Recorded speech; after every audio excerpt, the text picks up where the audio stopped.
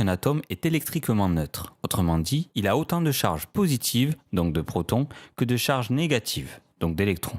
Aujourd'hui, on va s'intéresser à sa configuration électronique, autrement dit à la répartition des électrons autour du noyau.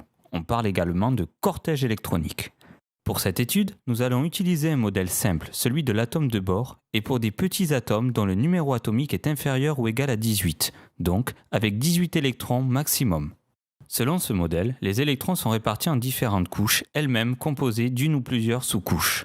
Il y a plusieurs façons de les représenter, soit directement sur l'atome, soit en traçant un axe vertical de la couche la plus proche vers la couche la plus éloignée du noyau.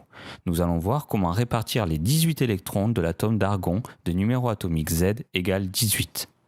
La première couche est la couche 1, composée de la sous-couche S, qu'on appelle 1S. C'est la plus proche du noyau et elle est occupée par maximum 2 électrons. Dans la représentation de droite, on note alors 1s2 avec le 2 en exposant pour indiquer qu'il y a 2 électrons dans cette sous-couche 1s. On dit qu'elle est saturée car on ne peut pas rajouter d'électrons à cette sous-couche.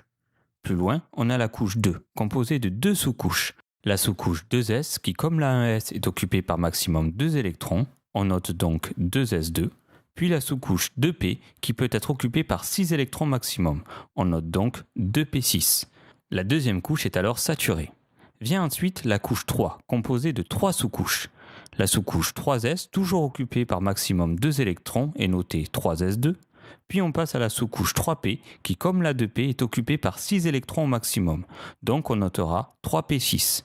Et enfin, la sous-couche 3d, dont on ne va pas parler dans cette vidéo, puisqu'on ne va s'intéresser qu'à la structure électronique des atomes dont le numéro atomique est inférieur ou égal à 18. Malgré tout, ce n'est pas cette représentation-là qu'on vous demandera en classe, mais une version beaucoup plus courte à écrire que nous allons détailler maintenant, mais qui découle de ce que nous venons de voir. Dans cette représentation, on écrit le nom des sous-couches et pour chaque sous-couche, on indique en exposant le nombre d'électrons contenus. Pour l'atome d'argon, on obtient donc la configuration électronique suivante: 1s2, 2s2, 2p6, 3s2, 3p6. On appelle électrons de valence les électrons se trouvant sur la dernière couche électronique occupée. Pour l'argon, c'est la troisième couche et elle est occupée par 8 électrons, donc l'argon a 8 électrons de valence.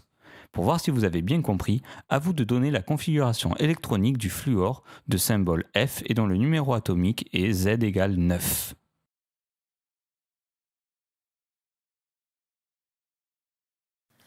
On commence par les sous-couches les plus proches du noyau jusqu'à qu'elles soient saturées. Puis on passe à la suivante en respectant l'ordre établi précédemment. On obtient ainsi la configuration électronique du fluor 1s2, 2s2, 2p5. Petite astuce, pour être sûr de n'avoir oublié aucun électron, on additionne le nombre d'électrons de chaque sous-couche qui doit être égal au nombre de protons Z de l'atome. C'est bien le cas ici et on constate que le fluor possède 7 électrons de valence.